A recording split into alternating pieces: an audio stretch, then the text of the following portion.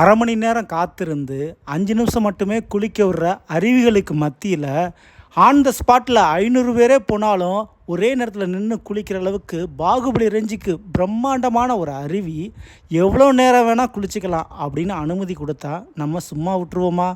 அப்படிப்பட்ட ஒரு அருவியை பற்றி தான் இன்றைய பதிவில் பார்க்க போகிறோம். எங்கே இருக்குது அந்த ஸ்பாட்டு, என்னெல்லாம் இருக்குது, எப்படி போகலாம் பார்த்துருவோம். வாங்க வீடியோக்குள்ளே போகலாம். கிட்டத்தட்ட 270 வருஷத்துக்கு பிறகு திருவனந்தபுரம் பத்மநாபசாமி கோயிலில் நடக்கக்கூடிய கும்பாபிஷேகத்துக்கு போகிறதுக்கு ஒரு வாய்ப்பு கிடைச்சது. வெள்ளிக்கிழமை இரவு கிளம்பி சனிக்கிழமை காலையில் போய் சேரப்போகிறோம். ஞாயிற்றுக்கிழமை தான் கும்பாபிஷேகம். இடையில் எங்கேயாவது நம்ம சுற்றி பார்த்துட்டு குளித்து ரெஃப்ரெஷ் ஆகிறதுக்கு ஏதாவது ஒரு அருவி ஃபால்ஸ் மாதிரி ஏதாவது பார்ப்போமே அப்படின்னு நாங்கள் தேடும் பொழுது தான் இந்த அருவி எங்கள் கண்ணில் பட்டுச்சு. அதேபோல் நீங்கள் சிங்கிளாக போனாலும் சரி, ஃப்ரெண்ட்ஸோடு போனாலும் சரி, கார், 2 வீலரு, பெரிய ட்ராவல்ஸ், பஸ்ஸு எதுவுமே இல்லாமல் சிம்பிளாக ட்ரெயின்லேயே நீங்கள் எப்படி ட்ராவல் பண்ணி போயிடலாம் டீட்டெயிலாக நம்ம பார்க்க போகிறோம். சரிங்களா? சிம்பிள் பட்ஜெட்டு ஃபேமிலியாக போகிறவங்களுக்கு ஈஸியாக இருக்கும் நான் சொல்கிற மெத்தடு. சரிங்களா? டெய்லி மதுரையிலேருந்து புனலூருக்கு வண்டி இருக்குது, ட்ரெயின் இருக்குது. ரொம்ப ஈஸியாக நீங்கள் டிக்கெட் புக் பண்ணிக்க முடியும். நைட்டு 11:30 கிளம்புற ட்ரெயின் குளித்துறை அப்படின்ற ஒரு ஸ்டாப்பில் காலையில் 5 மணிக்கு உங்களை இறக்கி விட்டுறாங்க. ஸோ அந்த குளித்துறை ரயில்வே ஸ்டேஷன். சரிங்களா? கிட்டத்தட்ட மார்த்தாண்டம் குளித்துறை 2 ஒன்று தான். ஸோ அங்கே 5 மணிக்கு இறங்கினா ரயில்வே ஸ்டேஷனுக்கும் பஸ் ஸ்டாண்டுக்கும் நியர்பை ஒரு 100 மீட்டர் தான் உங்களுக்கு இருக்கும். கரெக்டாக 6:30க்கு டேரெக்டாக இந்த அருவிக்கு பஸ் இருக்குது. ஸோ அந்த பஸ்ஸை பிடிச்சிங்கன்னா டேரெக்டாக நீங்கள் இந்த அருவி ஃபால்ஸுக்கு என்ட்ரன்ஸில் கொண்டு போய் இறக்கி விட்ருவாங்க.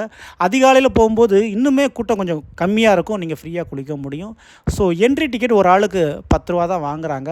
ஸோ இந்த அருவிக்குள்ளே என்ட்ராகிறதுக்கு முன்னாடியே நீங்கள் உங்களுக்கு தேவையான துணி, டவல் போன்ற வாங்கிக்கலாம். கண்டிப்பாக அங்கே கார் பார்க்கிங் இருக்குது, மேலும் ஹோட்டல் கடைலாம் இருக்குது. அதனால் தாராளமாக நீங்கள் உணவுக்கோ மற்ற டீ காஃபி விஷயத்துக்கோ நீங்கள் கவலை பண்ணுன்ற அவசியம் கிடையாது. இதை விட மிக முக்கியமாக என்னென்னா அங்கே அருள் திரு மகாதேவர் சிவாலயம் ஒன்று கண்டிப்பாக இருக்குது. அதனால் குளித்து முடித்து ரெஃப்ரெஷ் ஆகணும். கண்டிப்பாக அந்த சிவாலயத்தில் சிவனை தரிசனம் பண்ணிட்டு வர்றது ரொம்ப ரொம்ப நல்லது.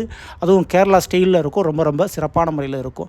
ஸோ இந்த அருவி ஃபால்ஸில் பொறுத்த வரைக்கும் பெரியவர்கள் முதல் குழந்தைங்க வரை தைரியம் பயமெல்லாம் குடிக்கலாம். அதேபோல் எவ்வளவு கூட்டம் வந்தாலும் சரி நீங்கள் ஃப்ரீயாக ஜாலியாக குடிக்கலாம். யாரும் உங்களை பிடிச்சி தள்ளி விட்டு சீக்கிரம் குளித்து முடித்து வெளியே வாங்க அப்படின்ற அந்த ரஷ்ன்றது கண்டிப்பாக இங்கே இருக்கவே இருக்காது.